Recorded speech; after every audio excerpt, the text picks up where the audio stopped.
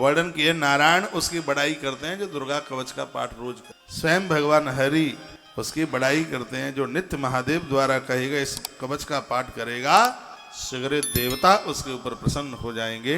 यह महिमा इसकी। मैं दुर्गा सप्तशती में से नहीं बोल रहा हूँ, कालका पुराण में से निवेदन कर रहा हूँ। स्वयं भगवान शिव इसके व्याख्याकार हैं, स्वयं भगवान भोलेनाथ इसकी महिमा बताते हैं। कहते हैं सोहमेव महादेवो महामाया च मात्र का धर्मार्थ काम मोक्षास तस् नित्यम करिस्तम। उसे चारों पुरुषार्थ मिलते हैं जो दुर्गा कवच का पाठ कर। आनंद की बात है, बाजार में मारा गया पैसा, लोग बेईमानी कर गए हैं, तो ऐसा भी धन वापस आता है दुर्गा कवच का पाठ करने। व्यापार फेल हो जाते हैं जब उधारी वापस नहीं। तो ये दुर्गा कवच का इतना बड़ा प्रभाव है। अन्यस्य वरदहासो अर्थई नित्यम भवति पंडिता कवित्वम सत्यमादित्यम सततम तस्य जायते। वर्णन है कि दुर्गा कवच का पाठ करने से बहुत बड़ा कोई कवि बन जाता है, बहुत बड़ा उद्योगपति बन जाता है। कवित्वम सत्यवादित्वम, धर्म अर्थ काम ये तो सब मिल ही जाते हैं। वह पंडित बन जाता है, उसे कवित्व और सत्यवादित्व की उसे प्राप्ति हो जाती है जो दुर्गा कवच का पाठ करते हैं।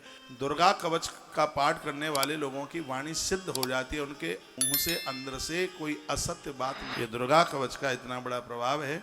इसकी विधि है धूप जला करके आगे रख ली जाए, दिया जला करके रख लिया जाए, एक चौकी पर लाल वस्त्र बिछा करके और लाल ही किताब हो, उसके अक्षर भी लाल हो, माता रानी का फूल भी लाल हो, अपने कपड़े भी लाल हों और माता का भोग भी लाल हो। ऐसा इसमें सब कुछ वहाँ रक्त ही होता है, लाल ही इसमें होता है। खैर वो आप मत करना।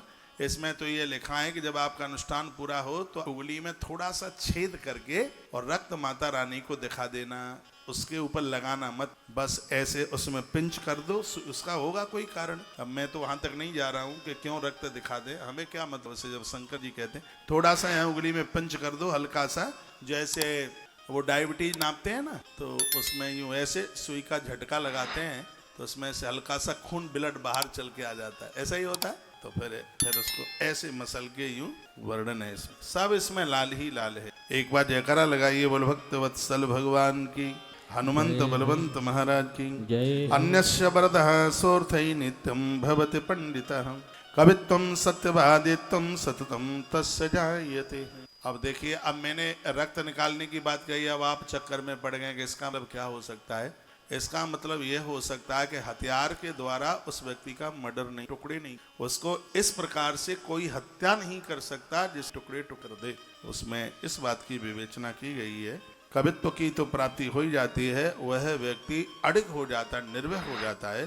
दुर्गा सप्तशती में बहुत पाठ करने के लिए बहुत सी बातें कही गई हैं, लेकिन इसमें जो दुर्गा कवच है वो सर्वोच्च है। अभी इसमें देवी तंत्र का भी वर्णन है। देवी तंत्र अभी उसको आप सुनेंगे, उसकी भी अपने आप में बड़ी महिमा है। देखो, यदि वहां तक मैं पहुंचता हूं तो उसकी चर्चा भी आपके बीच में। यद राज्ये कवचज्ञोस्ति जायंत्रे तत्र नेतया सेतुर्देव शक्ति बीजम पंचमोहायते नमः। वर्णन किया गया है कि जिस राज्य में है कवच का पाठ होता है उस राज्य की कोई भी क्षति नहीं होती, वहाँ महामारी, वहाँ बीमारियां नहीं फैल सकती। इस समय यूपी के हर मंदिर में दुर्गा सप्तशती के पाठ चल, हर मंदिर में रामायण के पाठ चल रहे हैं। उत्तर प्रदेश में तो इस समय राम राज्य आ गया है लौट के, बड़ा आनंद हो रहा है। और यहाँ भी वर्णन किया है कि यद राज्ये कवचो यस्ते जायन्ते तत्र नेत्रया। जिस राज्य में दुर्गा जी का पाठ होगा, कवच का पाठ होगा, तो लिखा था शक्ति बीजम पंचमोहायते नमः। उस राज्य को किसी भी प्रकार की क्षति, उस राज्य को किसी भी प्रकार का नुकसान नहीं पहुंचेगा। यह प्रभाव दुर्गा सप्तशती के पाठ का है, दुर्गा कवच का ये इतना बड़ा प्रभाव है। उसमें कदापि कहीं किसी भी प्रकार का नुकसान नहीं। महामारी, ओलावृष्टि, पानी का कम होना, ज्यादा होना, बीमारियां फैलना, इन सब का समापन कर देता है। शिव कहते हैं कि उसका नाम है दुर्गा कवच। इतनी बड़ी महिमा। वायुर्बलेन चेता ये द्वितीयाष्टाक्षरम त्वदम्। वह बल में वायु की तरह, ये हवा की तरह है, ये बलशाली, जैसे हवा को कोई रोक नहीं। दुर्गा कवच का पाठ करने वाले भगत को भी धरती की कोई ताकत रोक नहीं। भीम दादा दुर्गा कवच का पाठ कर, जहर खिला दिया था ना लड्डू दुर्योधन ने, पचा गया बंदा, कुछ असर नहीं हुआ। अब ऐसा नहीं है कि दुर्गा कवच का पाठ करें और ऊपर से सल्फास भी गटक लेंगे। हमने तो महाराज ने बता दिया विष प्रभाव करेगा ही, तो उतने बड़े भगत नहीं, उल्टा पुल्टा ना करना। कहा पानी में डूबता नहीं है जो दुर्गा कवच का पाठ करता है। अब नदी के ऊपर पुल से छलांग लगाए तो फिर गारंटी नहीं है भैया। दुर्गा कवच माँ भगवती जगदम्बा हर प्रकार से उस भक्त का रक्षण करती है। ये इसमें वर्णन किया गया है, कहा गया है कि क्षत्रियों को तो रोजाना दुर्गा कवच का पाठ करना ही चाहिए, इसलिए क्योंकि धरती की रक्षा करना यह उनका प्रमुख धर्म है। ये भगवान शंकर ने आदेश दिया है। स उदात्तो दुजतानी नाम राज्ञाम स्यादन उदात्तका। यहाँ राज्ञा शब्द क्षत्रिय के लिए लिखा है। क्षत्रिय लोगों को तो दुर्गा कवच का पाठ रोज करना चाहिए, इसलिए क्योंकि वो धरती की रक्षा के लिए उन्होंने जन्म लिया है भगवान महादेव। तो क्षत्रियाणी माताएं सुन रही होंगी, यहाँ होंगी, टीवी पर सुन रही होंगी, यूट्यूब पर सुन रही होंगी।